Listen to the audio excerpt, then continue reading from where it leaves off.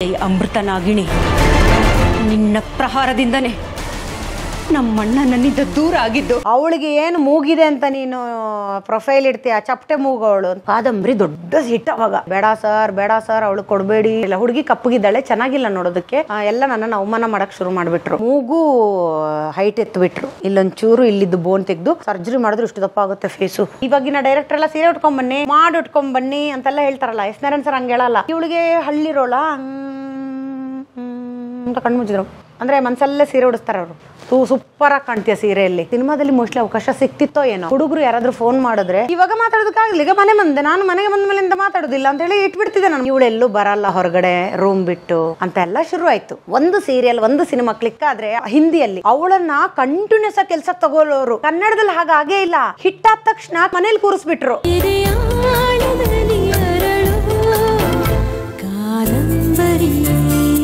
ಅದೇನಾಯ್ತು, ಇವ್ರದ್ದು ಇನ್ನೊಂದು ಸೀರಿಯಲ್ ಬಂತು ನೋಡಿ, ಯಾವುದೋ ಒಂದು ಬಂತು. ನನಗೆ ಹೇಳಿದ್ರು ನಿಂಗೆ ಮೇನ್ ರೋಲ್ ಅಂತ. ಅಯ್ಯೋ ನಾನು ಮೊಸರನ್ನದಿಂದ್ರು ಪರವಾಗಿಲ್ಲ ಸರ್, ನಾನು ಬ್ಯುಸಿ ಇದ್ದೀನಿ ಅಂದ್ಬಿಟ್ಟೆ. ತುಂಬ ಬ್ಯುಸಿ ಇದ್ದೀನಿ, ಬೇರೆ ಯಾವುದೋ ಸೀರಿಯಲಲ್ಲಿ ಇದ್ದೀನಿ ಅಂತ ಸುಳ್ಳು ಹೇಳ್ಬಿಟ್ಟು ನಾ ಅವ್ರಿಗೆ ನಮಸ್ಕಾರ ಅಂತ ಮನಸ್ಸಲ್ಲಿ ಹಾಕಿ ನಾನು ಹೋಗಿಲ್ಲ. ನನ್ನ ಕೈಲಿ ಆಗಲ್ಲ, ನನ್ನ ಕೈಲಿ ಆಗೋದೇ ಇಲ್ಲ. ನಾನು ಹೋಗಲೇ ಇಲ್ಲ, ನನಗೆ ದುಡ್ಡೇ ಬೇಡ ಅಂತ ಅನ್ನಿಸ್ತು, ಹೋಗಿಲ್ಲ. ಅವ್ರಿಗೆ ನಿಮ್ಮ ಸಮಸ್ಯೆ ಏನು, ಮೆಮೊರಿ ಉಳಿಯಲ್ವಾ ಸರ್? ಅಷ್ಟು ಎಲ್ರಿಗೂ ಮೆಮೊರಿ ಹೆಂಗಿರುತ್ತೆ, ಸಾಧ್ಯನೇ ಇಲ್ಲ ಸರ್. ಬೇರೆ ಆರ್ಟಿಸ್ಟ್ ಎಲ್ಲ ಹೇಳ್ತಿದ್ರಲ್ಲ, ಆ ಥರದವ್ರು ಮಾತ್ರ ಹೋಗ್ತಿದ್ರು ಬೈಸ್ಕೊಳಕ್ಕೆ ರೆಡಿ ಇರಬೇಕು. ನಾನು ಇಂಡಸ್ಟ್ರಿಯಲ್ಲಿ ಬೈಸ್ಕೊಂಡಿದ್ದು ಕಮ್ಮಿ, ಬೈಸ್ಕೊಳ್ಳಿಲ್ಲ. ಬೈಸ್ಕೋಬೇಕು, ಅವ್ರು ನನ್ನನ್ನು ಬೈತಿರ್ಲಿಲ್ಲ. ಅಂದರೆ ಈಗ ನೋಡಿ, ದಡ್ಡ ಸ್ಟೂಡೆಂಟ್ ಇದ್ರು ಅವನು ತುಂಬ ಒಳ್ಳೆಯವನಂದಾಗ ಬೈಯಲ್ಲ. ದಡ್ಡ ಸ್ಟೂಡೆಂಟ್ ಇದ್ದು ಅವನು ತರಲೆ ಗಮನ ಕೊಡಲ್ಲ ಅಂದಾಗ ಬೈತಾರೆ. ನಾನು ಒಳ್ಳೆ ಸ್ಟೂಡೆಂಟು ಅಂದರೆ ನನಗೆ ಬರಲಿಲ್ಲ ಅಂದ್ರೂ ಪ್ರಯತ್ನ ಪಡ್ತಿದ್ದೆ, ಕರೆದಾಗ ಬರ್ತಿದ್ದೆ. ನಾನು ಡೀಸೆಂಟ್ ಸ್ಟೂಡೆಂಟು, ಹಾಗಾಗಿ ಅಷ್ಟು ಉಳಿಯಲ್ಲ ಸರ್. ಎಲ್ರಿಗೂ ಅಷ್ಟು ಮೆಮೊರಿ ಹೇಗೆ ಸರಿ ಇರುತ್ತೆ? ಚಾನ್ಸೇ ಇಲ್ಲ ಆ ಥರ. ಇಡೀ ಒಂದು ಎಪಿಸೋಡು ನೀವು ಹೆಂಗೆ ಮಾಡ್ತೀರಾ ಮೆಮೊರಿ ಇಟ್ಕೊಂಡು? ಒಂದು ಲೈನು ಆ ಕಡೆ ಈ ಕಡೆ ಆಗದೆ, ಅವೆಲ್ಲ ಕನಸು ನಮ್ಮದು. ಮನೆಯವರೆಲ್ಲ ಸೇರಿಕೊಂಡು ನಿನ್ನನ್ನು ಏನು ಮಾಡ್ತಾರೆ ಅಂತ ನೋಡ್ತೀವಿ. ಅದಾದಮೇಲೆ ಕುಂಕುಮ ಭಾಗ್ಯ ಸೀರಿಯಲ್ಗೆ ಬಾಲಾಜಿಯಲ್ಲಿ ನನ್ನನ್ನು ಅಶೋಕ್ ದೊಡಿಯಾ ಸರ್ ಇರಬೇಕಾದ್ರೆ ಸೇರಿಸ್ಕೊತಿರ್ಲಿಲ್ಲ. ಇಳಾದ್ಮೇಲೆ ಕಾದಂಬರಿಯ ಮೊದಲು ಒಂದು ಹಿಟ್ಟಾಗೋ ಮೊದಲು ಆಶಾಲತಾ ಮೇಡಮ್ ಅವ್ರದ್ದು ಅಣ್ಣನ ಮಗಳು ಕ್ಯಾರೆಕ್ಟರು ಹೋದರೆ ಡೈಲಾಗ್ ಬರಲ್ಲ ಸರ್. ನಮಗೆ ನಾಲೆಜೇ ಇಲ್ಲ ಸರ್, ಬುಕ್ಸ್ ಜಾಸ್ತಿ ಓದಿಲ್ಲ. PUC ಆದ ತಕ್ಷಣ ಬಂದೆ, ಎಲ್ಲಿ ಓದ್ತೀವಿ, ಏನೂ ನಾಲೆಜ್ ಇಲ್ಲ. ಬೆಂಗಳೂರ್ದು ಆ್ಯಕ್ಸೆಂಟ್ ಇದೆ ಅಲ್ವಾ ಸರ್, ಇದು ಮಂಗಳೂರದೇ ಬೇರೆ, ಬೆಂಗಳೂರದೇ ಬೇರೆ ಆಗಿಬಿಡುತ್ತೆ ಮಾತಾಡೋ ರೀತಿ. ಆ ಸಾಂಬಾರು, ಅನ್ನ, ರಸಮ್ಮು, ನಾವು ಏನಿದ್ರು ಪಲ್ಯ ಮತ್ತು ಇನ್ನೊಂದು ಇಲ್ಲಿ ಏನೇನೋ ಹೇಳ್ತಿರ್ತಾರೆ ಅಡುಗೆದ್ದೇ, ನಮ್ಗೆ ಅದು ಬರಲ್ಲ. ಕುಂಕುಮ ಭಾಗ್ಯಕ್ಕೆ ಸೆಲೆಕ್ಟ್ ಮಾಡಿದ್ರು, ಅಶೋಕ್ ದೊಡಿಯಾ ಸರ್ ಇರೋವರೆಗೂ ನನ್ನನ್ನು ಸೆಲೆಕ್ಟ್ ಮಾಡಿಲ್ಲ. ಹುಡುಗಿ ಕಪ್ಪಗಿದ್ದಾಳೆ, ಚೆನ್ನಾಗಿಲ್ಲ ನೋಡೋದಕ್ಕೆ. ನಾನು ಸ್ವಲ್ಪ ಬ್ಲ್ಯಾಕ್ ಇದ್ದೆ ಅವಾಗ, ಗೊತ್ತಿಲ್ಲ, ನಾನು ತುಂಬ ಬ್ಲ್ಯಾಕ್ ಇದ್ನಂತೆ.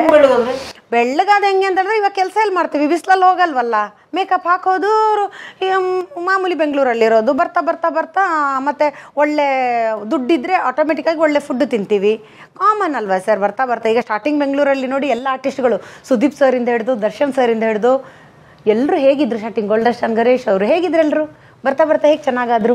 ಕಾಮನ್, ಎಲ್ಲರೂ ಹಾಗೆ ಆಗ್ತಾರೆ, ಅದು ಸಾಮಾನ್ಯವಾಗಿ ಎಲ್ಲರೂ ಹಾಗೆ. ಸಕ್ಸಸ್ ಮತ್ತು ಕಂಫರ್ಟ್ ಆಫ್ ಲೈಫ್ ನಮ್ಮ ಸೌಂದರ್ಯ ಜಾಸ್ತಿ ಮಾಡುತ್ತೆ, ಜೊತೆಗೆ ಹೇಗೆ ಇರಬೇಕು ಅನ್ನೋದು ಕಲಿಸ್ಕೊಡುತ್ತೆ. ಜಾಸ್ತಿ ಬಿಸಿಲಲ್ಲಿ ಒಣಗಬಾರ್ದು. ಮೊದಲೆಲ್ಲ ಹೇಗೆ ಒಡ್ರ ಥರ ಚಿಕ್ಕ ಕ್ಯಾರೆಕ್ಟರ್ ಮಾಡಿದಾಗ ಡೈರೆಕ್ಟರ್ ಕರೆಯೋವರೆಗೂ ಬಿಸಿಲಲ್ಲೇ ಇರೋದು, ಯಾಕಂದ್ರೆ ಬೈತಾರಲ್ವಾ, ಬಿಸಿಲಲ್ಲೇ ಇರೋದು. ಇವಾಗ ಹೋಗಿ ಒಳಗಡೆ ಕೂತ್ಕೋತೀವಿ. ಆ ಥರ ಚೇಂಜಸ್ ಆಗ್ತಾ ಎಲ್ಲರೂ ಚೆನ್ನಾಗಿ ಆಗ್ತಾರೆ. ತುಂಬ ಬ್ಲ್ಯಾಕ್ ಅಂತ ಎಲ್ಲ ನನ್ನನ್ನು ಅವಮಾನ ಮಾಡೋಕ್ಕೆ ಶುರು ಮಾಡಿಬಿಟ್ರು. ಅದಾದಮೇಲೆ ಕಂಕಣ ಒಂದು ಸೀರಿಯಲ್ ಮಾಡಿದೆ, ಮೇನ್ ಬಾಲಾಜಿ ಟೆಲಿಫಿಲಮ್ದು. DD ಒಂದು ತುಂಬ ಮಾಡಿದ್ದೀನಿ, ದಯವಿಟ್ಟು ಕ್ಷಮಿಸಿ. ನೀವು ಕೆಳಗಡೆ ಕಮೆಂಟಲ್ಲಿ ಇದು ಮಾಡಿದ್ರಿ ಅಂದರೆ ಖಂಡಿತ ಅದು ಮಾಡಿದ್ದೀನಿ, ಮರಿತಾ ಇದೆ ನನಗೆ ಹೇಳೋದಕ್ಕೆ. ಆಮೇಲೆ ಕಂಕಣ ಸೀರಿಯಲಲ್ಲೂ ಮೇನ್ ರೋಲ್, ನೆಗೆಟಿವ್ ರೋಲ್ ಮಾಡಿದೆ, ರೇಖಾ ಮತ್ತು ಅಪ್ಪಿ ಸರ್ದು. ಅದನ್ನು ಬಾಲಾಜಿ ಟೆಲಿಫಿಲಮ್ದು. ಅಲ್ಲಿವರೆಗೂ ಅಶೋಕ್ ದೊಡಿಯಾ ಸರ್ ಸೇರಿಸ್ತಿರ್ಲಿಲ್ಲ. ಗ್ಲಾಮರ್ ಹುಡುಗಿರ್ನ ಮಾತ್ರ, ಹಿಂದಿ ಟ್ರೆಂಡ್ ಬಂದಿರೋದು ಯಾವಾಗ, ಗ್ಲಾಮರ್ ಅಂತ ಗೊತ್ತಾ? ಹೌದು, ಹಿಂದಿಯಲ್ಲಿ ಚೆನ್ನಾಗಿರೋ ಹುಡುಗಿರನ್ನ ಮಾತ್ರ ಅಶೋಕ್ ದೊಡಿಯಾ ಸರ್ ಬಂದಮೇಲೆ ಅವ್ರು ಇವಾಗಿಲ್ಲ ಸೆಲೆಕ್ಟ್ ಮಾಡ್ತಿದ್ರು. ನಾನು ಯಾವತ್ತೂ ಸೆಲೆಕ್ಟ್ ಆಗ್ತಿರ್ಲಿಲ್ಲ. ಬ್ಲ್ಯಾಕ್, ನಾನು ಸ್ವಲ್ಪ ಕಪ್ಪಗಿದ್ದೆ ಅಂತ ನನ್ನನ್ನು ಸೆಲೆಕ್ಟ್ ಮಾಡಿರಲಿಲ್ಲ. ಕೇಳಿದ್ರೆ ಚಂದ್ರಣ್ಣ ಅವಾಗೆಲ್ಲ ಮ್ಯಾನೇಜರು, ಎಲ್ಲಮ್ಮ ಅದೇನೋ ಒಂದು ಆಯಿತು, ಆಗಿಲ್ಲಮ್ಮ ಅದು, ಬಿಡಲ್ಲ ನೆಕ್ಸ್ಟ್ ಮಾಡ್ಬೋದು ಅಂತ ಚಂದ್ರಣ್ಣ ಮಾತಾಡೋರು ಅವಾಗ. ಸರಿ ಅಂತ ಅದು ಬಿಟ್ಟೆ. ಒಂದಿಷ್ಟು DD1 ಸೀರಿಯಲ್ ಊಟ ಕೊಡ್ತು ಸತೀಶ್ ರೆಡ್ಡಿ ಸರು, ಕಲ್ಯಾಣ್ ರಾಜ್ ಸರು, ಮಂಜು ಸರು, ಒಂದಿಷ್ಟು ಡೈರೆಕ್ಟರ್ಗಳು ಜೀವನ ಎಲ್ಲ ಕೊಟ್ಟರು, ಒಂದಿಷ್ಟು ಸೀರಿಯಲಲ್ಲಿ ಅವಕಾಶ ಕೊಟ್ಟು. ಅದಾದಮೇಲೆ ಒಂದಿಷ್ಟು ಗ್ಯಾಪ್ ಆದಮೇಲೆ ಕುಂಕುಮ ಭಾಗ್ಯದಲ್ಲಿ ಆಗಲಿಲ್ಲ. ದಿನ ಅಳೋದು ಸಿಕ್ತು. ಆ ಕುಂಕುಮ ಭಾಗ್ಯದಲ್ಲಿ ಇವ್ರು ಅವಾಗ ಸುಧೀರ್ ಸರ್ ಬಂದರು ಬಾಂಬೆಯಿಂದ. ಸುಧೀರ್ ಅವರು ಇನ್ಚಾರ್ಜ್. ಇನ್ಚಾರ್ಜ್ ಚೇಂಜ್ ಆಗಿಬಿಟ್ರು, ಮಂಗಳೂರಿನವ್ರು ಬಂದುಬಿಟ್ರು. ಅವರು ಮಂಗಳೂರಿನವ್ರಿಗೆ ಸ್ವಲ್ಪ ಅಂದರೆ ಕಷ್ಟದಲ್ಲಿ, ಊರಿಂದ ಬಂದಿರ್ತೀವಲ್ವ ಸರ್, ಕಷ್ಟದಲ್ಲಿದ್ದಾಳಂತೆ ಅಂತ ನನಗೆಲ್ಲ ಅವಕಾಶ ಕೊಟ್ಟಿದ್ದೆ, ಕಷ್ಟದಲ್ಲಿದ್ದಾಳೆ ಅಂತ. ಅವರು ನನಗೆ ಕಂಕಣ ಸೀರಿಯಲ್ ಕೊಡಿಸಿದ್ರು, ಕುಂಕುಮ ಭಾಗ್ಯ ಕೊಡಿಸಿದ್ರು. ಆ್ಯಕ್ಟಿಂಗ್ ಮಾಡೋಕ್ಕಾಗಲಿಲ್ಲ, ದಿನ ಅಳದೆ. ಆವಾಗ ಬುಕ್ಕಪಟ್ನ ಸರ್, ಇದು ಕ್ಯಾಮ್ರಾಮನ್ ಸರ್ ಅಂದರು ನನಗೆ, ಹೀಗೆ ಇದ್ದೆ, ಅವ್ರು ಹೇಳಿದ್ದೆಲ್ಲ ಥ್ಯಾಂಕ್ಸ್. ಇವತ್ತು ಯಾರ್ಯಾರು ನನಗೆ ಏನು ಹೇಳಿದಾರೋ ನಾನು ಅದು ಬೇಜಾರಿಂದ ಹೇಳ್ತಾ ಇಲ್ಲ, ಅಂದರೆ ವಿಷಯ ಹೇಳ್ತಾ ಇರೋದು. ಹೀಗೆ ನಿಂತು ಕೂತಿದ್ದೆ, ಮದುಮಗಳು ಸೀನು, ಸೈಡ್ ಫೇಸ್ ಇಡು ಅಂತ ಹೇಳಿದ್ರು, ಸೈಡ್ ಫೇಸ್ ಇಡು ಅವಳಿಗೆ ಅಂತ ಹೇಳಿದ್ರು. ಕ್ಯಾಮ್ರಾಮನ್ ಸರ್ ಅಂದರು, ಅವ್ರ ಹೆಸರು ಮರ್ತೆ, ಸಾರಿ ಪಾಪ. ಅವ್ರು ಹೇಳಿದ್ರು ನಾನು ಅವ್ರಿಗೆ ಪ್ರೊಫೈಲ್ ಇಡ್ತೀನಿ ಅಂತ. ಅವಳಿಗೆ ಏನು ಮೂಗಿದೆ ಅಂತ ನೀನು ಪ್ರೊಫೈಲ್ ಇಡ್ತೀಯ, ಚಪ್ಪಟೆ ಮೂಗವಳು ಅಂತ. ಸುಮ್ಮನೆ ಅದು ಇಲ್ಲಿಯ ಭಾಷೆ ರಫು, ನಾವು ಮಂಗಳೂರಿನವ್ರು, ನಮ್ಗಷ್ಟೆಲ್ಲ ರಫ್ ಮಾತಾಡಿದ್ರೆ ಅಳು ಬರುತ್ತೆ, ಹತ್ಬಿಟ್ಟೆ ನಾನು. ನನ್ನ ಮೂಗು ನಮಗೆ ಇಲ್ಲಿ ಚಪ್ಪಟೆ, ಫುಲ್ಲು ಚಪ್ಪಟೆ ಇತ್ತು. ಅದಾದಮೇಲೆ ಏನು ಮಾಡಿದೆ, ನನಗೆ ಡಿಸಪಾಯಿಂಟ್ ಆಗಿ ಶುರು ಆಯಿತು. ಮೂಗು ಸರಿ ಇಲ್ಲ ನಂದು, ಫುಲ್ಲು ಚಪ್ಪಟೆ ಸರ್. ನಮ್ಮ ಹೆಣ್ಮಕ್ಳಿಗೆಲ್ಲ ಇಲ್ಲಿಂದ ಬರುತ್ತೆ ಗೊತ್ತಾ, ಹಳ್ಳಿಯವರಿಗೆಲ್ಲ ಇದು ಬೋನ್ ಇರಲ್ಲ. ಆವಾಗ ನಾನು ಇವ್ರಿಗೆ ಹೇಳಿದೆ, ನನ್ನ ಮೂಗು ಹಿಂಗಿದೆ ಅಂತ, ಏನು ಮಾಡೋದು ಅಂತ. ಇವರು ಒಂಥರ ಆರ್ಯನ್ ಸರ್ ಬೋಲ್ಡು, ಅದಕ್ಕೇನು ಆಪ್ರೇಷನ್ ಮಾಡ್ಬೋದು ಅದು ಅಂದುಬಿಟ್ರು. ತಗೊಳ್ಳಿ ಮೂಗು ಮೂಗು ಆಪ್ರೇಷನ್ ಮಾಡಬೇಕು ಅಂತ ಬೆಂಗಳೂರು ರೌಂಡ್ ಹಾಕಿದೆ. ಅವಾಗ ದೇವ್ರ ಥರ ನನ್ನ ಪಾಲಿಗೆಲ್ಲ ಸಿಕ್ಕಿದ್ದು ದೇವ್ರುಗಳೇ. ಫಾರಿನಿಂದ ಒಂದು ಡಾಕ್ಟ್ರು ಬಂದಿದ್ದರು, ಅವರು ಬಂದು ಗಾಂಧಿ ಬಜಾರ್ ಹತ್ರ ಇದ್ದರು. ಆ ಡಾಕ್ಟ್ರು ಹೇಳಿದ್ರು, ಈ ಕಿವಿ ಕಾಟೇಜಸ್ ತೆಗೆದುಬಿಟ್ಟು ಮೂಗು ಇಲ್ಲಿ ಎತ್ತರ ಮಾಡ್ಬೋದು ಅಂತ, ಒಂಚೂರು ಎತ್ತರ ಇದೆ, ಇವಾಗ ಹೈಟ್ ಇದೆ, ಅದು ಮಾಡ್ಬೋದು ಅಂತ ಹೇಳಿದ್ರು. ಅಂದರೆ ಒಳಗಡೆಯಿಂದ ಇಲ್ಲಿ ಸ್ವಲ್ಪ ಕಟ್ ಮಾಡಿಬಿಟ್ಟು ಒಳಗಡೆಯಿಂದ ಈ ಕಾಟೇಜ್ ಇಟ್ಬಿಡ್ತಾರೆ ಕಿವಿ ಸೈಡ್ದು. ಅದೇನು ತೆಗೆದ್ರೆ ಆಗಲ್ಲ, ಏನಾಗಲ್ಲ, 12,500 ನಿಮ್ಮ ಟ್ರೀಟ್ಮೆಂಟ್ ಆಗುತ್ತೆ ಅಂದರು. ಅವಾಗ ಅವರು ದಾನ ಧರ್ಮ ಮಾಡ್ತಿದ್ರು. ನೋಡಿ, ದಾನ ಧರ್ಮ ನಾವು ಯಾಕೆ ಮಾಡಬೇಕು ಅಂತ ಹೇಳೋದು ಇದೇ ವಿಷಯಕ್ಕೆ. ನಾನಿವತ್ತು ಏನಾದರೂ ಯಾರಿಗಾದ್ರೂ ಮಾಡ್ತೀನಿ ಅಂತ ಹೇಳಿದ್ರೆ ಅನ್ನಲ್ಲ, ಯಾಕಂದರೆ ಅವ್ರು ನನಗೆ ಮಾಡಿದ್ದೇನೆ, ನಾನು ಇನ್ನೂ ಋಣ ತೀರ್ಸೋಕ್ಕಾಗಲ್ಲ. ಅವ್ರುಗಳು ಮಾಡಿರೋದು 12,500ಕ್ಕೆ ಮೂಗು ಹೈಟ್ ಎತ್ತಿಬಿಟ್ರು. ಇಲ್ಲೊಂಚೂರು ಇಲ್ಲಿದ್ದು ಬೋನ್ ತೆಗೆದು, ಜೊತೆಗೆ ಸಾಕಾಗಲಿಲ್ಲ ಅವರಿಗೆ, ಕಾಟೇಜ್ ಎಕ್ಸ್ಟ್ರಾ ಇತ್ತು, ಅದನ್ನು ಒಳಗಡೆ ಹಾಕಿಬಿಟ್ರು. ಫೇಸು ಇಷ್ಟು ದಪ್ಪ ಆಗೋಯ್ತು, ಸರ್ಜರಿ ಮಾಡಿದ್ರು ಇಷ್ಟು ದಪ್ಪ ಆಗುತ್ತೆ ಫೇಸು. ತಿನ್ನೋಕ್ಕಾಗಲ್ಲ, ಹಂಗೆ ತಿನ್ನೋದು, ಯಾಕಂದರೆ ಊದ್ಕೊಂಡಿರುತ್ತಲ್ವ ಸರ್, ಇಲ್ಲಿ ಕಟ್ ಮಾಡಿರ್ತಾರೆ ಒಂಚೂರು, ಕಟ್ ಮಾಡಿ ಒಳಗಡೆಯಿಂದ. ಅದು ಅನಿಸ್ತೇಷಿಯಾ ಬೇರೆ ಆಗ್ತಾ ಇಲ್ಲ ಅವರು, ಯಾಕಂದರೆ ಸ್ವಲ್ಪ ಕಮ್ಮಿಲೇ ಮಾಡಿದ್ರು. ಕೊರ ಸೌಂಡ್ ಕೇಳ್ತಿದ್ದೆ, ನೋಯ್ತಾ ಇದೆ, ಬಾಯ್ ಬಡ್ಕೊಳ್ಳಿ, ಯಾಕಾರ ಮೂಗು, ಅಯ್ಯೋ ಆದರೂ ಒಂದಿನ ಅನಿಸಿಲ್ಲ, ಆರ್ಟಿಸ್ಟ್ ಯಾಕೆ ಅದೇ ಅಂತ ಅನಿಸ್ತಿಲ್ಲ, ಏನು ಕರ್ಮ ಇದು ದೇವರೇ, ಮೂಗು ಯಾಕೆ ಕೊಟ್ಟಿಲ್ಲ, ಆ ಥರದ್ದೆಲ್ಲ. ಆಮೇಲೆ ಬಾಂಬೆಗೆಲ್ಲ ಹೋಗೋಕ್ಕಾಗಲ್ವಲ್ಲ, ಲಕ್ಷ ಯಾರು ಎಲ್ಲೋಗೋದು, ದುಡ್ಡೇ ಇಲ್ಲ ಅಲ್ಲಿ. ಸರಿ ಅಂದ್ಕೊಂಡು 12,000ಕ್ಕೆ 6 ತಿಂಗಳಾದಮೇಲೆ ಊತ ಫುಲ್ ಕಮ್ಮಿ ಆಯಿತು. ಇನ್ನೂ ಹೈಟ್ ಮಾಡ್ತೀನಿ ಬನ್ನಿ ಅಂದರು.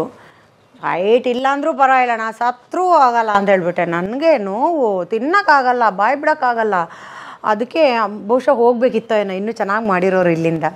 ನೋವಿಗೆ ನನಗೆ ಸ್ವಲ್ಪ ನೋವು ಅಂದರೆ ನಾನು ಸ್ವಲ್ಪ ದೂರ ಓಡೋಗ್ತೀನಿ, ಅದಕ್ಕೆ ಬಂದುಬಿಟ್ಟೆ ಅಲ್ಲಿಂದ. ಅದಾದಮೇಲೆ ಕಂಕಣ ಬಂದಿರೋದು ಬಾಲಾಜಿ ಟೆಲಿಫಿಲಮ್ದು, ಚೆನ್ನಾಗದೆ. ಅವರು ಬೇರೆ ಹಂಗೆ ಅಂದ್ಬಿಟ್ಟಿದ್ರ ವಾಸು ಸರ್, ಅವ್ರಿಗೆ ಗೊತ್ತಿರಲ್ಲ ಇದು ಯಾವುದೂ. ಸಾರಿ ಸರ್ ಹೇಳಬೇಕು ಅಂತ ಅನ್ನಿಸ್ತು, ಬೇಜಾರಿಲ್ಲ ನನಗೆ, ಬಟ್ ನೀವೇ ಇನ್ಸ್ಪಿರೇಷನ್. ಯಾಕೆಂದರೆ ಅವರು ಆ ಥರ ಹೇಳಲಿಲ್ಲ ಅಂತಿದ್ರೆ ಇವಳ್ದು ಯಾಕೆ ಪ್ರೊಫೈಲ್ ಇಡಬೇಕು, ಆವಾಗಲೇ ಪ್ರೊಫೈಲ್ ಅಂದರೆ ಗೊತ್ತಾದ್ದು, ಚಪ್ಪಟೆ ಮೂಗುಂದು. ಹೌದು, ಚಪ್ಪಟೆ ಇಟ್ಟರೆ ಹೆಂಗೆ, ಚೆನ್ನಾಗಿ ಕಾಣಲ್ಲಲ್ವ ಸರ್, ಇರೋದನ್ನು ಹೇಳಿದ್ದಾರೆ, ಅದರಲ್ಲೇನು ತಪ್ಪಿಲ್ಲ. ಕಂಕಣ ಸೀರಿಯಲ್ಗೆ ಚೆನ್ನಾಗಿ ಕಾಣೋಕ್ಕೆ ಶುರು ಆದೆ, ಮೂಗು ಸಣ್ಣ, ವಿಲನ್ ರೋಲು.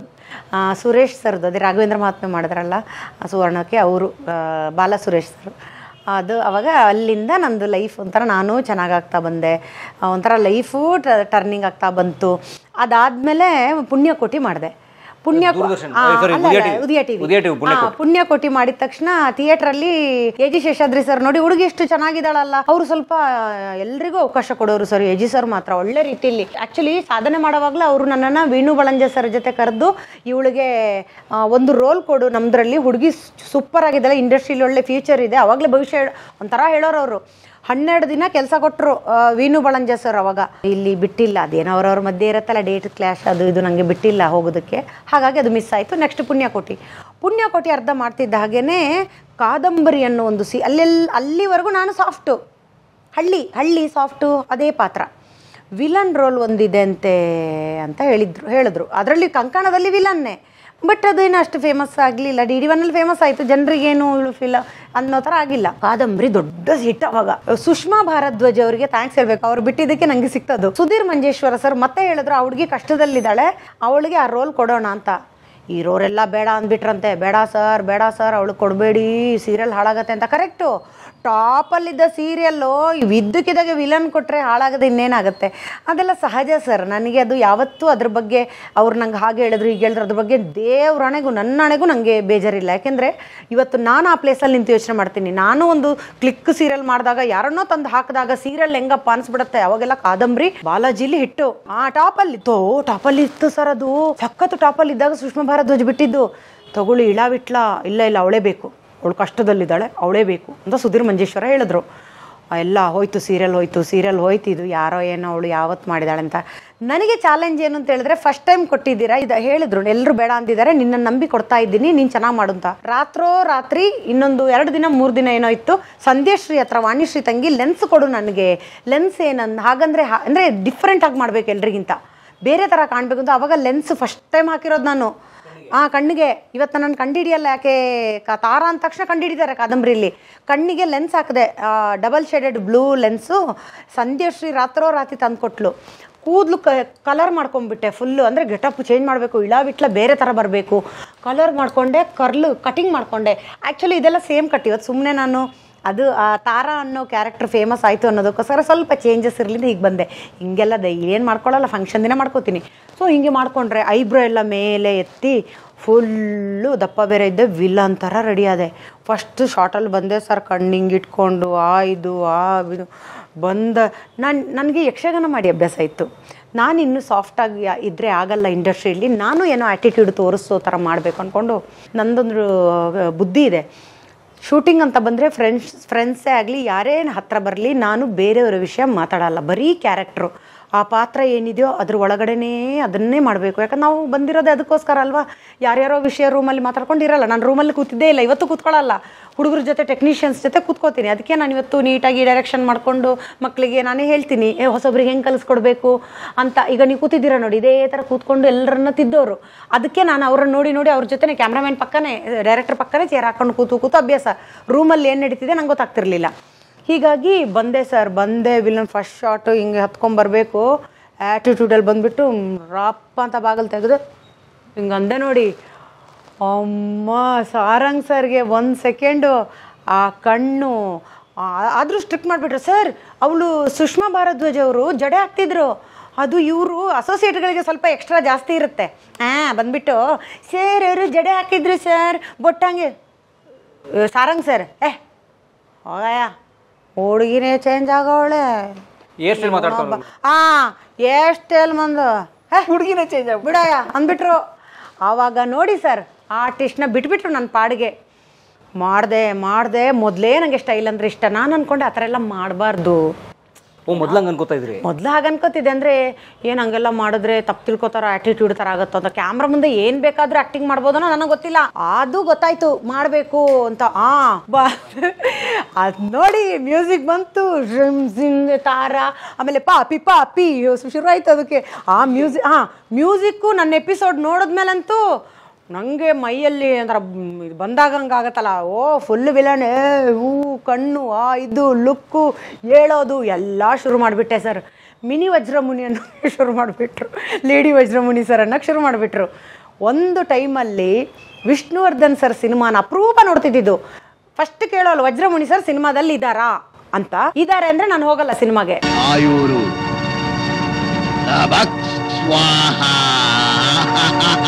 ವಜ್ರಮುನಿ ಸರ್ನ ಎಷ್ಟೋ ಸಲ ನೀವು ಇರೋದೇ ಬೇಡ ಅಂತ ಊದುಬತ್ತಿ ಹಚ್ಚಿದವಳು ಕೊನೆಗೆ ನನಗೇ ಊದುಬತ್ತಿ ಹತ್ಕೊಳ್ಳೋ ಥರ ಆಯಿತು ಎಲ್ಲರೂ. ಅಂದರೆ ಅಷ್ಟು ವಿಲನ್ ಥರ ಮಾಡ್ತಿದ್ರು ಅವರು, ನಿಜ ಅಂತ ನಂಬ್ಕೋತಿದ್ವಿ, ನೋಡೋಕ್ಕಾಗಲ್ಲ ಚಿತ್ರಹಿಂಸೆ. ಹಾಗಾಗಿ ವಿಲನ್ನು ಅದು ಫುಲ್ಲು ಫೇಮಸ್ಸು, ಬಿಳಿ ಕಣ್ಣು ಹುಡುಗಿ. ಆದರೆ ರಿಯಲ್ಲಾಗಿ ಹೋಗಬೇಕಾದ್ರೆ ನಾನು ಆ ಮೇಕಪ್ ಅದು ಫುಲ್ಲು ಫೇಮಸ್ ಫಿಕ್ಸ್ ಆಯಿತು. ಕಾದಂಬರಿ ಇಳ ಇವತ್ತೂ ತಾರಾ ನನ್ನ ಇಳಾವಿಟ್ಲ ಅಂತ ಹೇಳಲ್ಲ ನಿಮ್ಮ ಇಂಟರ್ವ್ಯೂ ಮೂಲಕ. ಇವರು ವಿಟ್ಲನಾ ಅಂತ ಕೇಳಬೇಕು. ತಾರಾ ಇವತ್ತೆಲ್ಲೋದ್ರು ತಾರಾ ಅಂತಾರೆ. ಆ ಲೆವೆಲ್ಗೆ ಅಂದರೆ ನನ್ನಿಂದಲ್ಲ, ಅದು ಮ್ಯೂಸಿಕ್ಕು, ಎಡಿಟಿಂಗು, ಲೈಟಿಂಗ್ಸು, ಕಥೆ ಏನು ಸರ್ ಅದು. ಆ ಟೈಮಿಗೆ 2 ಹೆಂಡ್ತಿರು. ಇವಾಗ ಎಲ್ಲದರಲ್ಲಿ 2 ಹೆಂಡ್ತಿರೆ. ಆವಾಗ ಫಸ್ಟ್ ಅದು 2 ಹೆಂಡ್ತಿರು. ಫಸ್ಟ್ ಟಾರ್ಚರ್ ಮಾಡೋ ಹೆಣ್ಣು ಅವಾಗ ಫಸ್ಟ್ ಜನ ಎಲ್ಲ ಶಾಕು. ಜನ ಶಾಕು, ನಿಲ್ಲೋರು. ನಮಗೆ ವಿಷಯನೇ ಗೊತ್ತಿಲ್ಲ ಅದು ಕ್ಲಿಕ್ ಆಗಿದೆ ಅಂತ. ಅಲ್ಲಿವರೆಗೂ ಮಾಯಾಮೃಗ ಅದು ಡೀಸೆಂಟು. 2 ಹೆಂಡ್ತಿ ಇಟ್ಕೊಳ್ಳೋದು ಇದು ಕಾದಂಬರಿಯಿಂದ ಶುರು ಆಯಿತು. ಏನು ಕ್ಲಿಕ್ ಆಗಿಬಿಟ್ಟೆ ಅಂತ ಹೇಳಿದ್ರೆ ನಂಗೆ ಗೊತ್ತೇ ಇಲ್ಲ ವಿಷಯ. ನಾವು ರಾತ್ರಿ ಒಂದು 11 ಗಂಟೆ ಲೇಟ್ ಶೂಟಿಂಗ್ ಅಲ್ವ, ನನ್ನನ್ನೇ ಲಾಸ್ಟ್ ಡ್ರಾಪ್, ಒಂದೇ ಕ್ಯಾಮ್ರಾ.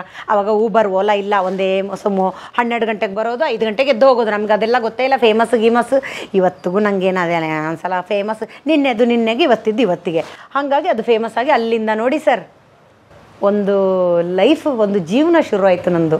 ಅಲ್ಲಿಂದ 2 ಅವಾರ್ಡ್ ಬಂತು, ಬೆಸ್ಟ್ ವಿಲನ್ ಅಂತ. ಎಲ್ಲ ದೊಡ್ಡ ದೊಡ್ಡ ಕಲಾವಿದರ ಮಧ್ಯೆ ನನಗೆ ಕೊಟ್ಟಿರೋದು, ಅದು ರಿಯಲ್ ಆಗಿ ಕೊಟ್ಟಿರೋದು. ಅದಕ್ಕೆ ತುಂಬ ಆಭಾರಿಯಾಗಿದ್ದೀನಿ ನಾನು. ಯಾಕೆಂದರೆ ನನಗೆ ಗೊತ್ತಿಲ್ಲ, ನಾನು ಯಾವತ್ತೂ ನನಗೆ ಅವಾರ್ಡ್ ಕೊಡಿ ಅಂತ ಕೇಳ್ದೋಳಲ್ಲ. ಇವಾಗಿನ ಅವಾರ್ಡ್ ಬಗ್ಗೆ ನನಗೆ ಆಸೆನೂ ಇಲ್ಲ.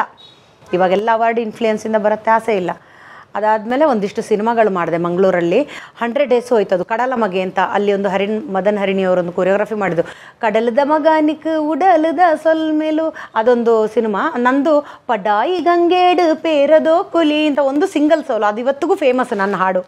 ಅದಾದಮೇಲೆ ಮಂಗಳೂರಲ್ಲಿ ತುಂಬ ಸಿನಿಮಾ ಮಾಡಿದೆ, ಒಂದಿಷ್ಟು ಸಿನಿಮಾಗಳು ಮಧ್ಯದಲ್ಲಿ ಮಾಡಿದೆ. ಚೆಲ್ಲಾಟ ಮಾಡಿದೆ, ಶಂಭು ಮಾಡಿದೆ ಸೆಕೆಂಡ್ ಹೀರೋಯಿನ್ ಆಗಿ. ಕೆಲವ್ರನ್ನ ಏನೇ ಮಾಡಿದ್ರು ಬದಲಾಯಿಸೋಕ್ಕಾಗಲ್ಲ. ನೀನ್ ಏನೇ ಹೇಳು, ಲೈಫ್ ಪಾರ್ಟ್ನರ್ ವಿಷಯ ಬಂದಾಗ ದೊಡ್ಡವ್ರು ಹೇಳೋದೇ ರೈಟ್. ಅಲ್ಲಿಂದ ಶುರು ಆಯ್ತು. ಸಿನಿಮಾಕ್ಕೆ ಹೋದೆ ನಾನು. ಥ್ರಿಲ್ಲರ್ ಮಂಜು ಸರ್ ಕೇಳಿದ್ರು, ನನ್ನ ಹೆಂಡತಿ ಹೇಳಿದ್ಲು, ಕಾದಂಬರಿಲಿ ನೀವು ತುಂಬಾ ಚೆನ್ನಾಗಿ ಆಕ್ಟಿಂಗ್ ಮಾಡ್ತೀರಂತೆ, ನಿಮ್ಮನ್ನ ಹಾಕೊಂಡು ಯಾಕೆ ಒಂದು ಹೀರೋಯಿನ್ ಆಗಿ ಮಾಡಬಾರ್ದು ಅಂತ ಕೇಳಿದ್ರು ಥ್ರಿಲ್ಲರ್ ಮಂಜು ಸರ್. ನಾನು ಹಿಂಗೆ ಹೋಗ್ತಾ ಇದ್ದೆ ಕಂಠೀರವ ಸ್ಟುಡಿಯೋದಲ್ಲಿ. ಅವಾಗೆಲ್ಲ ಐಂದ್ರಿತಾ ಹೊಸೊಬ್ರು, ಎಲ್ಲ ಒಂದೇ ಅಲ್ವಾ ಅವಾಗ ಸ್ಟುಡಿಯೋ ಎಲ್ಲ. ಹಿಂಗೆ ಹೋಗ್ತಿದ್ದೆ, ಥ್ರಿಲ್ಲರ್ ಮಂಜು ಸರ್ ಅಮ್ಮ 1 ನಿಮಿಷ ಅಂತ ಬಂದರು. ಅದೇ ಈ ಥರ ಇಂಟ್ರೆಸ್ಟ್ ಇದೆ ಅಂದರು. ನನಗೆ ಥ್ರಿಲ್ಲರ್ ನನಗಿನ್ನೂ ಅದೇ ಫ್ಲೇವರು. ಅಯ್ಯೋ ಅವ್ರೊಂಥರ ರೌಡಿ, ಒಂಥರ ಭಯ. ಸರ್ ತುಂಬ ನಾನು ನೋಡೋಕ್ಕೆ ಮಾತ್ರ ನನಗೆ ತಾರ ಅಂತ. ನನಗೆ ಎಷ್ಟು ಭಯ ಅಂತ ಹೇಳಿದ್ರೆ ಸಿನಿಮಾ ಬಗ್ಗೆ, ಇಲ್ಲ ನಾನು ಮಾಡಲ್ಲ, ನಾನು ಸೀರಿಯಲ್ಲೇ ಮಾಡೋದು ಅಂದ್ಬಿಟ್ಟು ಹೋದೆ ಅಷ್ಟೇ, ಬಿಟ್ಟೆ. ಅದಾದಮೇಲೆ ಉದಯ ಟಿ ವಿಲಿ ಒಂದು ಫಂಕ್ಷನಲ್ಲಿ ಸಾಂಗ್ ಮಾಡ್ತಿದ್ದೆ, ಟಿಪ್ಪರೆ ಟಿಪ್ಪಂಗ್ ಅಂತ. ಅವಾಗ ಸಾಧು ಕೋಕಿಲ ಸರ್ ನೋಡ್ಬಿಟ್ಟು ಅವಳನ್ನ ಹೀರೋಯಿನ್ ಆಗಿ ಹಾಕ್ರಿ, ಹುಡುಗಿ ಸಕ್ಕ ಶಾರ್ಪ್ ಇದ್ದಾಳೆ ಅಂತ ಹೇಳ್ಬಿಟ್ಟು ಶೇಖರ್ ಸರ್ಗೆ ಯಾರಿಗೋ ಹೇಳಿದ್ರಂತೆ, ಚಡ್ಡಿ ದೋಸ್ತಿಗೆ ಅನ್ಸುತ್ತೆ. ಇಲ್ಲ ಸರ್ ಬೇಡ ಅಂತ ಅದನ್ನು ಹೋಯ್ತು. ಹಾಗೆ 2-3 ಸಿನಿಮಾ ಹೀರೋಯಿನ್ ಬಂತು, ಹೋಯ್ತು. ಅದಾದಮೇಲೆ ಯಾಕೋ ಸಿನಿಮಾದಲ್ಲಿ ಒಂಥರ ಯಾರಾದರೂ ಮಾತಾಡಿದ್ರೆ ಫೋನ್ ಮಾಡಿದ್ರೆ ಕಟ್ ಮಾಡೋದು.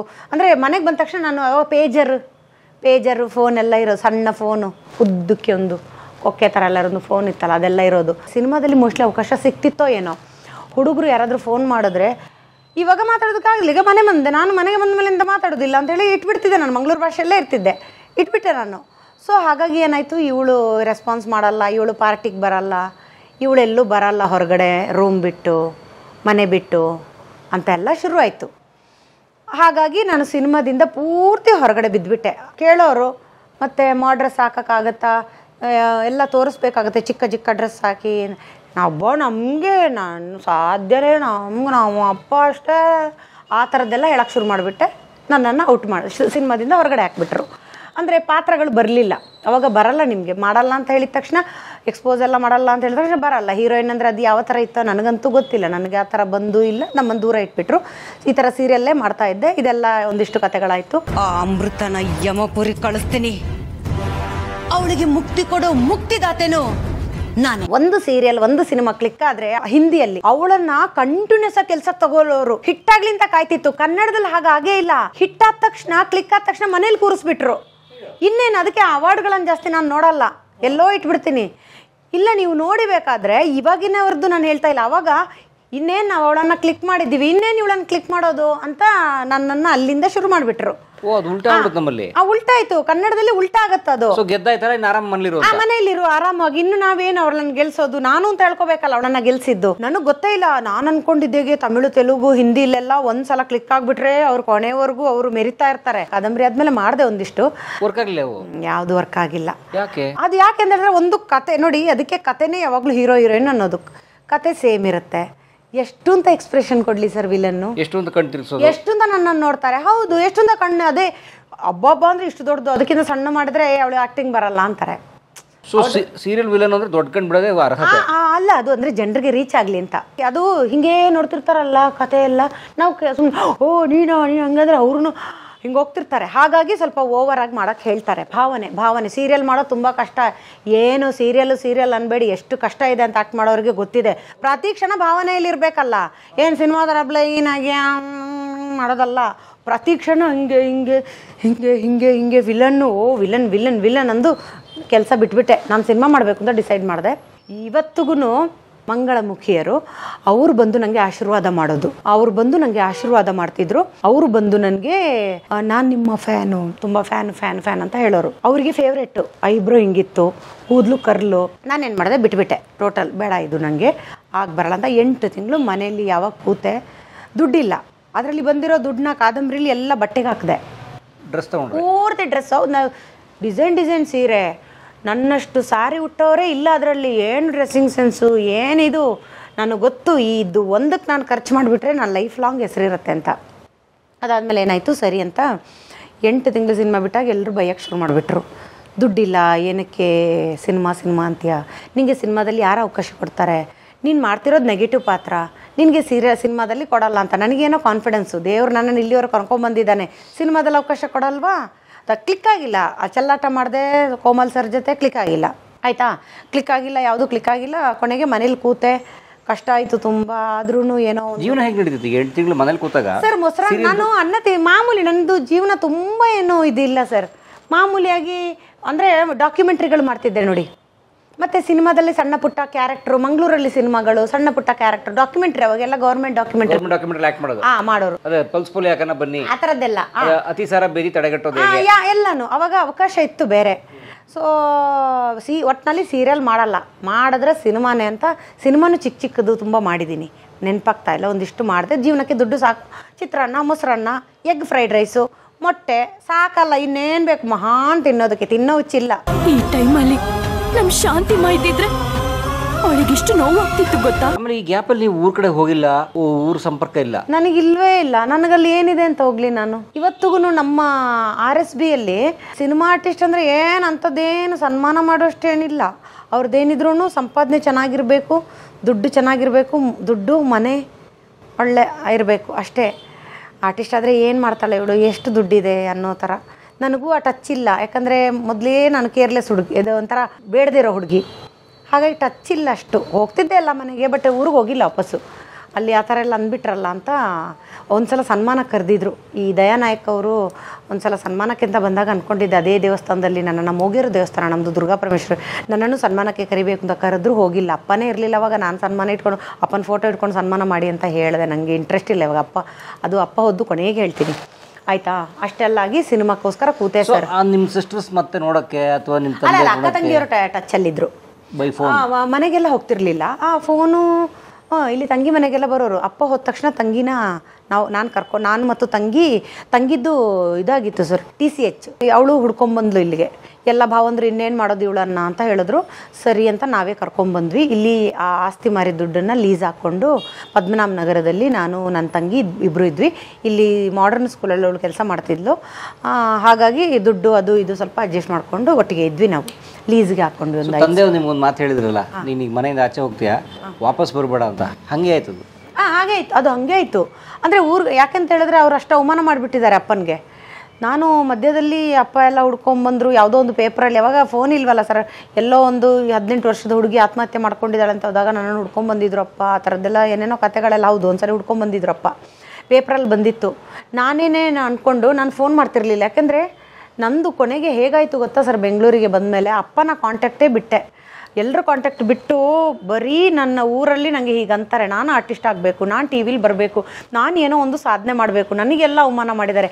ಈಗಿನ ಅವಮಾನ ಎಲ್ಲ ನಿಮಗೆ ಲೆಕ್ಕ ಇಲ್ಲ. ಆವಾಗ ಆ ಏರಿಯಾದಲ್ಲಿ ಆ ಊರಿಗೇನೆ ನಾನೇ ಫಸ್ಟ್ ಆರ್ಟಿಸ್ಟ್ ಅಂದರೆ ಅವಾಗ ಏನು ಅನ್ಕೋತಾರೆ, ರೀಲ್ ಜೋಡಿಸೋದು. ನಮ್ಮಪ್ಪ ಎಲ್ಲ ಸುಳ್ಳು ಹೇಳೋದು, ರೀಲ್ ಜೋಡಿಸೋದಂತೆ, ಅಪ್ಕೊಳ್ಳೋದಿಲ್ವಂತೆ, ಹಾಗೆಲ್ಲ ಅಪ್ಕೊಳ್ಳೋದೆಲ್ಲ ಇಲ್ಲ, ರೀಲ್ ಜೋಡಿಸೋದು ಅಂತ ಆ ಥರ ಎಲ್ಲ ಅಂದ್ಕೊಂಡಿದ್ದು.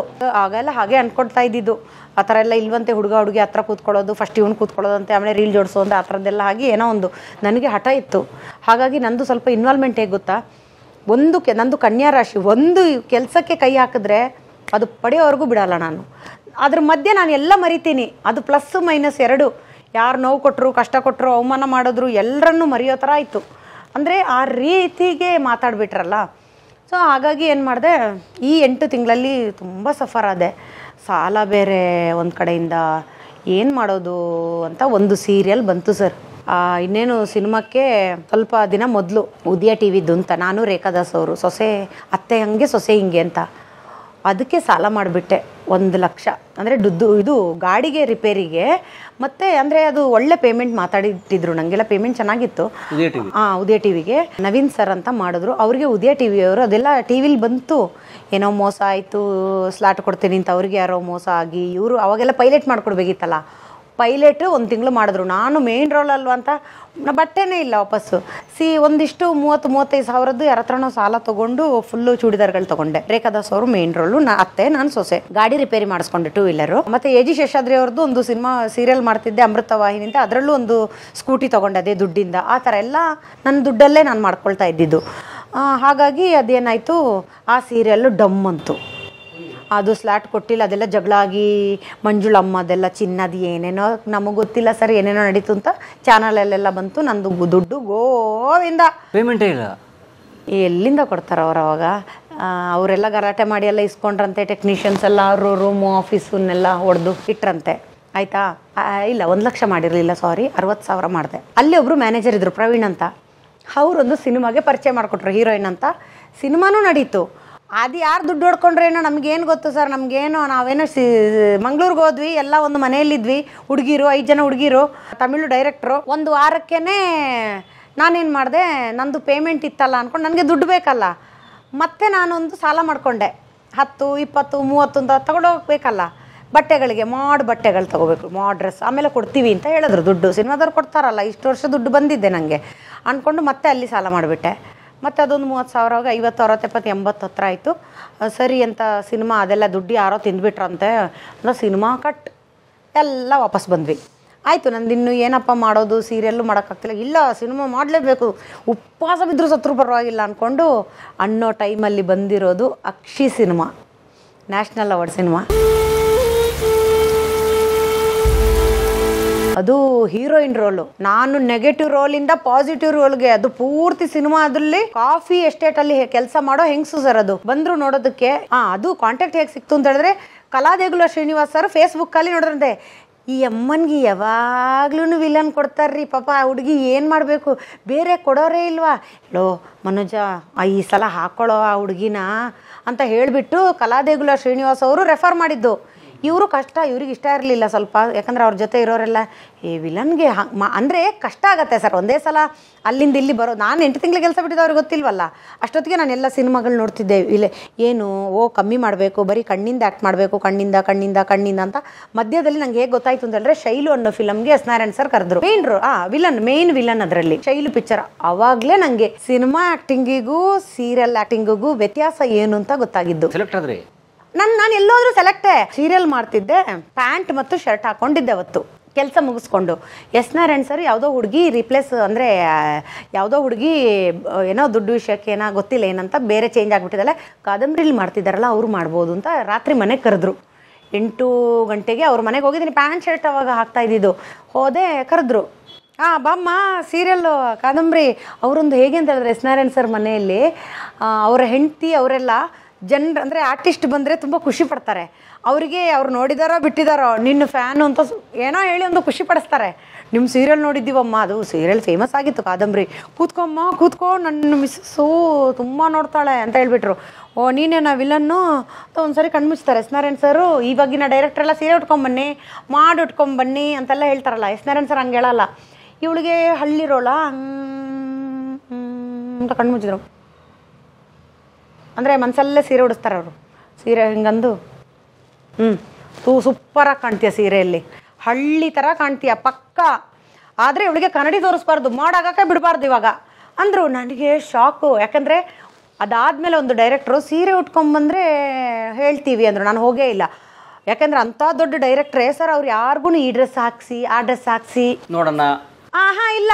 ಎಂಥ ನೋಡಿ ಅವರೆಲ್ಲ ಕಣ್ಣು ಮುಚ್ಚಿಬಿಟ್ಟು ಹುಡುಗಿ ಚಿತ್ರ ಕಲ್ಪನೆ ಮಾಡಿ ಈ ಡ್ರೆಸ್ ಅವಳಿಗೆ ಸೂಟ್ ಆಗತ್ತಾ ಅನ್ನೋ ಅಂಥ ಮಹಾನುಭಾವರು ಅವರು, ಅಂಥ ಟ್ಯಾಲೆಂಟೆಡ್ಡು. ಸರಿ ಅಂತ ಫಸ್ಟ್ ಶಾರ್ಟ್ ಹೋದೆ. ಬಂದರು, ಅವ್ರು ಎರಡನ್ನೂ ಕೇರ್ ಮಾಡಲ್ಲ. ರೆಡಿ ಇದೆಯಾ, ಅಲ್ಲಿ ಸೆಟ್ ರೆಡಿ ಆಗಿರಲಿಲ್ಲ, ಕೈಯಿಂದಾದರೂ ಶಾರ್ಟ್ ಅದು ಫಸ್ಟ್ ಶಾರ್ಟೇ ಸೂಟ್ ಕೇಸ್ ಇಡೋದು. ಶಾರ್ಟ್ ಶುರು ಮಾಡ್ತಾರೆ ಅವರು, ಆಗಲೇ ಆಗದಿರಲಿಲ್ಲ 6 ಗಂಟೆ ಫಸ್ಟ್ ಶಾರ್ಟು ಆಯ್ತಾ. ತೆಗಿತಿರ್ತಾರೆ, ನನ್ನ ಕೈಯೇ ಕ್ಲೋಸ್ ಮುಚ್ಚೋದು, ರಪ್ಪ ಅಂತ ಸೂಟ್ ಕೇಸ್ ಮುಚ್ಚೋದು. ಸುಚೇಂದ್ರ ಪ್ರಸಾದ್ ಪೊಲೀಸ್ನವ್ರ ವೈಫ್ ನಾನು ಅದರಲ್ಲಿ. ಒಳ್ಳೆ ಪಾತ್ರ. ಅಲ್ಲಿಗೆ ಬಂದ್ಮೇಲೆ ನಾನು ಅದೇ ಕಲರ್ ಸೀರೆ ಉಟ್ಕೋತಿದ್ದೀನಿ. ನಿನಗೆ ಗೋಧಿ ಬಣ್ಣದ ಸೀರೆ ತುಂಬಾ ಚೆನ್ನಾಗಿರುತ್ತೆ, ನೀನ್ ಅದನ್ನೇ ಉಟ್ಕೋ. ಅದರಲ್ಲಿ ಫಸ್ಟ್ ಶಾಟ್ ಏನೋ ಮನೆಗೆ ಹೋಗ್ಬೇಕು ಎಷ್ಟು ಸರಿ ಹೇಳಿದ್ದೀನಿ ನಿಮಗೆ, ಮುದ್ದೆ ಉಣ್ಣೋಕೆ ಹೋಗ್ತಿದ್ದೀರಾ ಅಂತ. ಇದು ಆ್ಯಕ್ಟಿಂಗ್ ಎಲ್ಲ ನಾನು ಮಾಡಿದ್ದವಾಗ. ಬಂದ್ರ ಹತ್ರ ಒಂದ್ಸರಿ ಮಾಡು ಡೈಲಾಗ್ ರೆಡಿನಾ ಅಂದರು. ಅಷ್ಟೊತ್ತಿಗೆ ನಾನು ಪೇಜ್ ಗಟ್ಟಲೆ ಡೈಲಾಗ್ ಹೇಳ್ತಿದ್ದೆ. ಕಾದಂಬರಿಲಿ ಒಂದೊಂದೇ ಶಾರ್ಟು 6 ಪೇಜ್ 7 ಪೇಜ್ 8 ಪೇಜು. ಶಾರಂಗ್ ಸರ್ದು ಒಂದಿದು ಮೂಮೆಂಟು, ಡೈಲಾಗು, ಮೂಮೆಂಟು, ಟ್ರಾಲಿ, ಒಂದೇ ಪೇಜು. ಸರ್ ಫುಲ್ಲು ರೆಡಿ ಆಗಿಬಿಟ್ಟೆ ನಾನು. ಸೊ ಅದಾವೆಲ್ಲ ಬಂದ್ಬಿಟ್ರಿ. ನಾನು ಬಂದ್ಬಿಟ್ಟೆ, ಭಾಷೆ ಗೊತ್ತಾಗ್ತಾ ಹೋಯ್ತು. ಅನುಭವ ಆದ ತಕ್ಷಣ ನೀವು ಎಲ್ಲನೂ ಮಾತಾಡ್ತೀರಿ. ಈಗ ಇಷ್ಟು ಮಾತಾಡು ಅಂದರೆ ಸ್ಟಾರ್ಟಿಂಗಲ್ಲಿ ಆಗ್ತಿತ್ತಾ? ಈಗ ನೋಡಿ ಇಷ್ಟು ಫಾಸ್ಟಾಗಿ ಏನೇನೋ ಮಾತಾಡ್ಬೋದು. ಇನ್ನೊಂದು 5 ವರ್ಷಕ್ಕೆ ನಾನು ಮಾತಾಡೋ ರೀತಿನೇ ಬೇರೆ ಆಗುತ್ತೆ. ಅವಾಗ ನನಗೆ ಅಯ್ಯೋ ಹಿಂಗೆಲ್ಲ ಮಾತಾಡಿದ್ನ. ಮನುಷ್ಯರಿಗೆ ಆಗೋದೇ ಅದು, ಚೇಂಜ್ ಆಗ್ತಾ ಇರತ್ತೆ. ನಮ್ಮ ಅನುಭವ ಆಗ್ತಿದ್ದಾಗೆ ಮನುಷ್ಯ ಮಾತಾಡೋ ರೀತಿ, ಇರೋ ರೀತಿ ಎಲ್ಲ ಚೇಂಜ್ ಆಗುತ್ತೆ. ಅವಾಗ ರೆಡಿಯಾಗಿದೆ. ಈಗ ಎಂಥದೇ ಮೂಮೆಂಟ್ ಕೊಡಿ, ಏನೇ ಮಾಡಿ, ಆ್ಯಕ್ಟಿಂಗ್ ಅಂದರೆ ಆ್ಯಕ್ಟಿಂಗ್ ಇವಾಗ ನಾನು ಮಾಡೋದಷ್ಟೇ. ಸೊ ಏನು ಬೇಕೋ ಅದು. ಅಲ್ಲಿ ರಚನಾರಾಯಣ್ ಸರ್ ಹೇಳಿದ್ರು, ನನಗೇನು ಗೊತ್ತು, ನನ್ನ ಕಾದಂಬರಿಲಿ ಅವಾರ್ಡ್ ಬಂದಿದೆ ಅನ್ನೋ ಒಂದಿದು ಖುಷಿ ಮಾಡಿದೆ. ನೀನು ಜೈಲಲ್ಲಿ ಮುದ್ದೆ ತಿನ್ನೋಕೆ ಹೋಗ್ತಿದ್ಯಾ? ನಿನ್ನೆ ತಾನೇ ಬಡ್ಕೊಂಡೆ. ಬೇಡ ಅಂದ್ಬಿಟ್ರು. ಶಾಕು, ಅಯ್ಯೋ ಬೇಡ ಆ ಥರ ಆ್ಯಕ್ಟಿಂಗ್ ಅಂದರು. ಹೆಂಗಾಗಬೇಕು ಸರ್ ನನಗೆ? ಸರ್ ಮೊದಲೇ ಅವ್ರ ಬಗ್ಗೆ 1000 ಕೇಳಿದೆ. ಇಂಥ ದೊಡ್ಡ ಡೈರೆಕ್ಟ್ರು ಸೆಲೆಕ್ಟ್ ಮಾಡೋದೇ ಕಷ್ಟ ಅಂತ. ಡೈರೆಕ್ಷನ್ ಮಾಡಿರೋರು ವಿಷ್ಣುವರ್ಧನ್ ಸರ್ಗೆ, ರಾಜ್ಕುಮಾರ್ ಸರ್ಗೆ. ಆಮೇಲೆ ಅವ್ರನ್ನ ಕೈ ಮುಗಿಬೇಕು. ಅವ್ರಿಗೆ ಕನ್ನಡದ ಹುಡುಗಿರನ್ನೇ ಸೆಲೆಕ್ಟ್ ಮಾಡ್ತಾರೆ ಸರ್ ಅವರು. ಕನ್ನಡದ ಹುಡುಗಿರಿಗೆ ಅವಕಾಶ ಕೊಡೋಣ ಅಂತಾರೆ ಅವ್ರು, ಗೊತ್ತಾ? ಎಸ್ ನಾರಾಯಣ್ ಸರ್ ಮಾತ್ರ. ಅವ್ರು ಯಾವತ್ತೂ ಹೊರಗಡೆ ಅವ್ರನ್ನ ಕರ್ಕೊಂಬರೋದು ಕಮ್ಮಿ. ಫಸ್ಟ್ ಕನ್ನಡ ಹುಡುಗಿರ್ರಿ ಅಂತಾರೆ. ಬೇಡ ಅದೆಲ್ಲ ಆ್ಯಕ್ಟಿಂಗ್ ಅಲ್ಲ ಅಂದ್ಬಿಟ್ರು. ಅದು ಇಲ್ಲಿ ಬೇಡ ಅಂದ್ಬಿಟ್ರು. ಒಂದಕ್ಕೆ 0ಗೆ ಹೋಗ್ಬಿಟ್ಟೆ. ಅಲ್ಲಿದ್ದವಳು ಆ್ಯಕ್ಟಿಂಗಲ್ಲಿ 0ಗೆ ಬಂದುಬಿಟ್ಟೆ ಸರ್ ನಾನು. ನನಗೆಷ್ಟು ಬೇಜಾರಾಗಲ್ಲ ಹೇಳಿ. ನಾನಿವಾಗ ಹೇಳ್ತೀನಿ, ನನ್ನ ಮುಖ ನೋಡಬೇಕು, ಅದೇ ಥರ ಮಾಡಬೇಕು ಅಂದರು. ನನಗೆ ಒಂದೇನು ಅಂದರೆ, ನನ್ನ ಎಷ್ಟು ಇನ್ವಾಲ್ವ್ಮೆಂಟ್ ಇರುತ್ತೆ ಅಂದರೆ ನಾನು ಅಷ್ಟೊತ್ತಿಗೆ ನನಗೆ ಈ ಆ್ಯಕ್ಟಿಂಗ್ ಸೆನ್ಸ್ ಅಂತ ಹೇಳ್ತಾರೆ ನೋಡಿ. ಇವತ್ತೂ ಎಷ್ಟೋ ಜನ ಕಲಾವಿದರಿಗೆ, ಎಲ್ಲ ಕಲಾವಿದರು ಎಲ್ಲ ಪಾತ್ರ ಮಾಡೋಕ್ಕಾಗಲ್ಲ. ಎಲ್ಲ ಪಾತ್ರ ಕೆಲವು ಕಲಾವಿದರು ಎಲ್ಲ ಪಾತ್ರ ಮಾಡ್ಬೋದು. ಅಂದರೆ ಅದು ಆ್ಯಕ್ಟಿಂಗ್ ಸೆನ್ಸ್ ಅಂತಾರೆ ಅದನ್ನು. ಒಂದು ಸಣ್ಣ ಸೆನ್ಸು, ಯಾವ ಪಾತ್ರ ಹೇಗೆ ಮಾಡಬೇಕು ಅನ್ನೋದೊಂದು ಸೆನ್ಸು. ಈಗ ನಾನು ನೋಡಿ ಜಿರ್ಲೆ ಸತ್ತೋಗಿರೋದು ಇರ್ಬೋದು, ಜಿರ್ಲೆ ಸತ್ತಾಗ ಇರ್ಬೋದು, ಅಥವಾ ನೀವು ಪ್ರಾಣಿಗಳದ್ದು ಯಾವುದೋ ಹೇಳಿ ನಾಯಿ ಮರಿದ್ದಿರ್ಬೋದು, ಏನೇ ಪಾತ್ರ ಇದ್ರೂ ಮಾಡ್ತೀನಿ. ಯಾಕಂದ್ರೆ ನಾನು ನೋಡಿದ್ದೀನಿ ಕಣ್ಮುಂದೆ ಎಲ್ಲ ಪಾತ್ರಗಳು. ಸೊ ನನಗೆ ಆ ಸೆನ್ಸ್ ಬಂದಿತ್ತು ಆಲ್ರೆಡಿ ಅಷ್ಟೊತ್ತಿಗೆ. ಎಲ್ಲ ಡೈರೆಕ್ಟರ್ಗಳು ಕಲಿಸಿ ಆ್ಯಕ್ಟಿಂಗ್ ಸೆನ್ಸ್ ಬಂದಿತ್ತು. ಸರಿ ಹೇಳಿ ಸರ್ ಅಂತ ಹೇಳಿದೆ. ಅವ್ರಿಗೊಂದಿದೆ, ಹೇಳಿದ್ದನ್ನು ಮಾಡಿಬಿಟ್ರೆ ಬೈಯಲ್ಲ. ಇಲ್ಲ ಅಂದರೆ ಬಿರಿಯಾನಿ ಹಾಕಿಸ್ಬಿಟ್ಟು ನೆಕ್ಸ್ಟ್ ಇಂಡಸ್ಟ್ರಿಯಲ್ಲವ್ರು ಕಣ್ಣಿಗೆ ಕಾಣಬಾರ್ದು, ಹಂಗೆ ಹೋಗು ಅಂದ್ಬಿಡ್ತಾರೆ. ಅವ್ರಿಗೆ ಟಾರ್ಚರ್ ಆಗಲ್ಲ. ಸರಿ ಅಂತ ಹೇಳ್ಬಿಟ್ರು. ಮುದ್ದೆ ತಿನ್ನೋಕೆ ಬರ್ತಾ ಇರೋದು ನೀನು, ನಿನ್ನೆ ಹೇಳಿಲ್ಲ ನಿನ್ನ ಹತ್ರ? ನಾನು ಹೇಳಿದೆ ತಾನೇ, ಇಲ್ಲಿಂದ ಆ್ಯಕ್ಟ್ ಮಾಡಮ್ಮ ಸಿನಿಮಾ, ಇಲ್ಲಿಂದ ಕಣ್ಣು ಈ ಪೋರ್ಷನ್ ಚೆನ್ನಾಗಿ ಕಾಣಬೇಕು ಅಂದರು. ಟ್ರೈ ಮಾಡಿದೆ, ಚೆನ್ನಾಗಿ ಬಂತು. ನಾನು ಮೊದಲು ಹೇಗೆ ಮಾಡ್ತಿದ್ದೆ, ಸೀರಿಯಲಲ್ಲಾದರೆ ಅದು ಜನರಿಗೆ ರೀಚ್ ಆಗಬೇಕಲ್ವಾ? ಆವಾಗ ಹೇಗೆ ಮಾಡಿದೆ, ಮುದ್ದೆ ತಿನ್ನೋಕೆ ಹೋಗ್ತಿದ್ಯಾ, ಎಷ್ಟು ನಿನ್ನೆ ತಾನೇ ಹೇಳಿದೆ, ಹಿಂಗೆ ಮಾಡಬೇಕಿತ್ತು. ಅದೇ ಸಿನಿಮಾ ಬಂದಾಗ ಎಷ್ಟು ವ್ಯತ್ಯಾಸ ನೋಡಿ. ಮುದ್ದೆ ತಿನ್ನೋಕೆ ಹೋಗ್ತಿದ್ಯಾ, ನಾನು ನಿನ್ನೆ ಹೇಳಿದೆ ತಾನೇ, ಈಗ ನಾನು ಏನು ಅನ್ಲಿ ನಮ್ಮ ಮನೆಯವ್ರಿಗೆ ನೋಡಿ, ಎಷ್ಟು ವ್ಯತ್ಯಾಸ ಬಂತು ಸರ್ ಸೀರಿಯಲ್ಗಳು ಸಿನಿಮಾಗೂ. ಸಿನಿಮಾ ಇಲ್ಲಿಂದ ಆ್ಯಕ್ಟ್ ಮಾಡೋಕ್ಕೆ ಹೇಳುತ್ತೆ, ಅಂದರೆ ರಿಯಲ್ ನ್ಯಾಚುರಲ್ ಆಗಿ. ಸೀರಿಯಲ್ಗೆ ಭಾವನೆ ಬೇಕು, ಜನ ನೋಡ್ತಾ ಇರಬೇಕಾದ್ರೆ ಅವರು ಹಿಂಗೆ ಹೋಗ್ಬೇಕಲ್ವಾ? ಆವಾಗ ಗೊತ್ತಾಯಿತು, ಅಯ್ಯೋ ಹಿಂಗ ಅಂತ. ಒಂದು 8 ತಿಂಗಳು ಕೆಲಸ ಬಿಟ್ಟ ಟೈಮಲ್ಲಿ ಈ ಸೆನ್ಸ್ ಇತ್ತು ನನಗೆ. ಸೊ ಹಾಗಾಗಿ ಅಲ್ಲಿಂದ ಬಂದಿರೋದು ಅಕ್ಷಿ. ಕಲಾ ಮಾಧ್ಯಮದ ಎಲ್ಲ ಎಪಿಸೋಡುಗಳು ನಿಮಗೆ ಸಿಗಬೇಕು ಅಂತಂದ್ರೆ ಕಲಾ ಮಾಧ್ಯಮ ಯೂಟ್ಯೂಬ್ ಚಾನೆಲ್ನ ಸಬ್ಸ್ಕ್ರೈಬ್ ಮಾಡಿ, ಬೆಲ್ ಐಕಾನ್ನ ಕ್ಲಿಕ್ ಮಾಡಿ, ತಪ್ಪದೇ ಮಾಡಿ. ಈ ವಿಡಿಯೋ ನೋಡಿದ್ದಕ್ಕೆ ನಿಮಗೆ ತುಂಬಾ ಧನ್ಯವಾದಗಳು. ಪುಸ್ತಕಗಳನ್ನ ಓದು ಮನಸ್ಸನ್ನು ಅರಳಿಸುತ್ತೆ, ಬುದ್ಧಿಯನ್ನು ಚುರುಕು ಮಾಡುತ್ತೆ, ಕಾಣದ ಹೊಸ ಲೋಕವನ್ನು ಪರಿಚಯಿಸುತ್ತೆ. ಹಾಗಾಗಿ ಓದುವ ಸಂಸ್ಕೃತಿ ಹೆಚ್ಚಾಗ್ಲಿ. ಧನ್ಯವಾದ.